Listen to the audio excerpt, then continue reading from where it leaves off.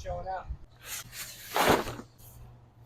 Yo, what's up everybody? It's your boy Alan Dean getting ready to do a cold plunge. Today is day 233 of taking a cold plunge every single day. The weather outside in Michigan right now is 67 degrees Fahrenheit, 19 degrees Celsius, and the water temp is 57 degrees Fahrenheit, 13 degrees Celsius.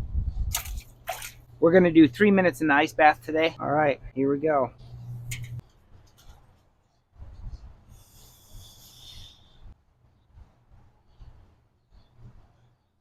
Nature doesn't judge, it just heals. The trees don't care what you wear, and rivers don't measure your success. The sun rises for everyone.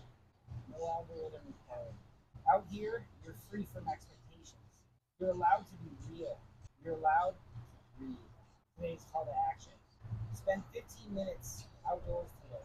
No phone, no pressure, just you and the elements. Follow and subscribe if this is the energy you want more of. Now get out there and make today an easy day, my friends.